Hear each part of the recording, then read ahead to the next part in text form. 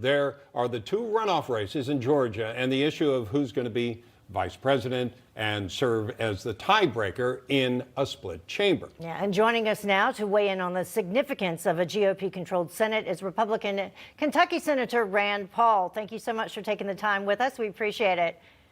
Glad to be with you guys. So let's just tackle that right away. Georgia, all eyes on Georgia. Lots of questions involved in their election, numbers appearing in different precincts at this point. How confident are you in the election on January 5th, which is so significant in terms of control of the Senate? You know, I think the best way to have an honest election is by having people show up, show their identification, and sign in.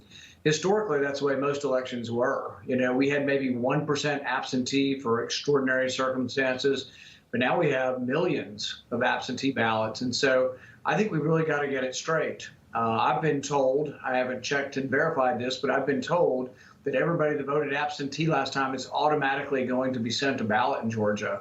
That kind of worries me, because what if they weren't valid the first time? Now we're going to sort of be encouraging a second round of invalid ballots. So no, I think that really we need to get back to where we can actually examine each voter, make sure that it's a legal and lawful voter. But I worry about sending unsolicited ballots to people. Senator, we've tried to be careful about pronouncing a winner of this election, not because we're dense and we can't do math, but because we feel like the president has the right to go through the appropriate processes, appropriate challenges, and if there's evidence of fraud and that sort of thing, it should be brought to light, and the right results should come at the end of this. Having said all that as a preface here, do you see things that concern you to the point where you think the outcome of this election that's been declared for Mr. Biden by other networks, do you think it actually is in question?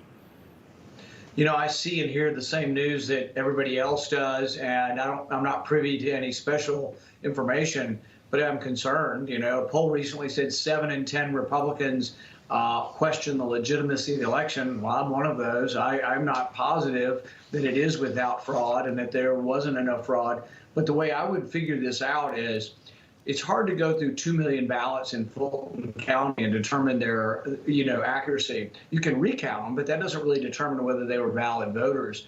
What I would do is I would take a random sampling of Fulton County, of other counties where there's suspicion of absentee ballot possible fraud. I would take a random sample of a couple thousand, but I wouldn't just recount them. I would actually call them and say, Mrs. Smith, did you vote in the election absentee?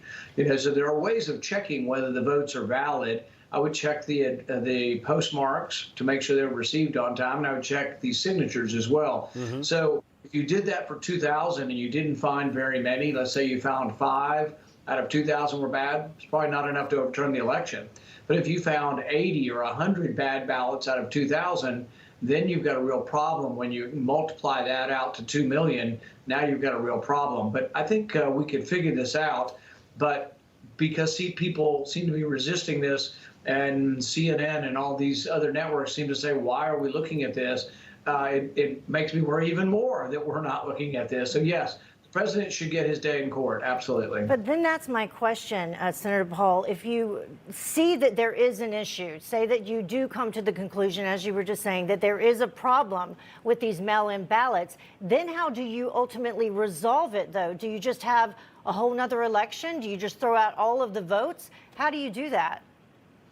Well, ideally what you do is you'd go to a court in Georgia or in Pennsylvania, and you'd say, we've done a random sampling, if you're allowed to do it without the court's help, or you go to the court and request a random sampling, and then if the random sampling shows a high enough fraud rate, then you ask the court to look through all of them. I think the first thing you would do is if you had a significant fraud rate for a sample of 1,000 or 2,000 ballots, and you said, well, if we multiply this out, it would change the election, then what you have to do is you have to hand count all 2 million, but you have to check the addresses, you have to check the postmark, the date, and then you do throw out ballots that are invalid, and then it could change the course of the election. I think the only way we get to that, though, is someone has to prove to a court that there's enough. So, for example, if you find 10 dead people that voted, which in all likelihood happened because we probably sent them, relief checks as well. We sent 1.1 million checks to dead people when they sent out the COVID relief checks. So I can believe that dead people voted. but you have to prove to a judge that enough dead people voted or enough invalid voters voted to overthrow an election. And it's a high bar. It isn't easy to overthrow elections. Yeah. It isn't easy to disqualify even inappropriate ballots. So it is a high bar, but the president should get to go through every avenue. And we can't just have CNN say, oh, no evidence. Well, there's no evidence if you don't look. I mean, if you look the other way, there's no evidence. Right. But yeah, we should look at it and see if there's evidence of fraud. We're going into the winter. We're being warned this is going to be a bad one when it comes to COVID, yet we have the vaccines that are very promising. How do you see the coming months? You know, a couple of things. The incidence of COVID-positive individuals has gone through the roof. We have 5 times more per day than we had in the spring. Good news is we have half as many deaths per day as we had in the spring. When you put those two numbers together, it actually is about an 80 to 90% reduction in mortality.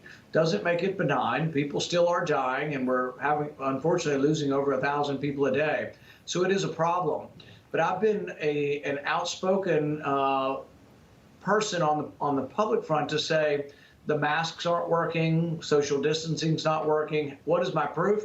The numbers are going through the roof. So all these mask mandates have had no effect on it. The incidence of the virus has gotten worse since we've done lockdowns. So really, what does this mean? We should not comfort ourselves with masks. We should push hard to get the vaccine released. I think it's ready to go for those who are willing to sign an informed consent and voluntarily take it. And I think millions of people would sign up and would very quickly get to a large enough number that people would be more and more satisfied with the safety.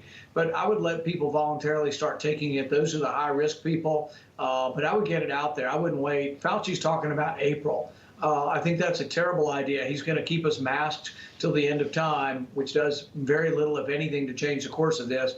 And they're slowing the vaccine down, which is probably the only thing that can change the course. Yeah. Do you think people should be able to spend Thanksgiving with their families?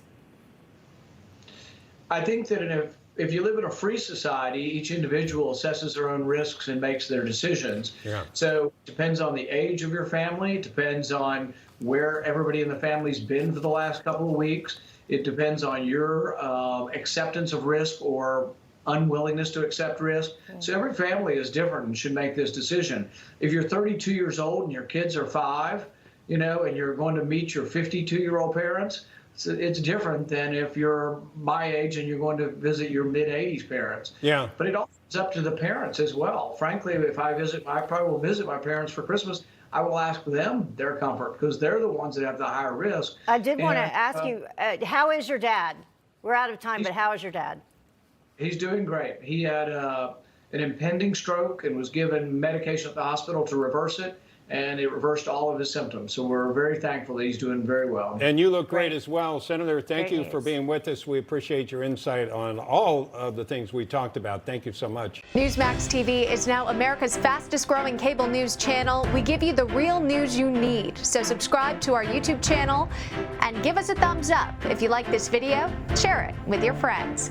Newsmax TV streams live on YouTube for free. Newsmax TV, real news for real people.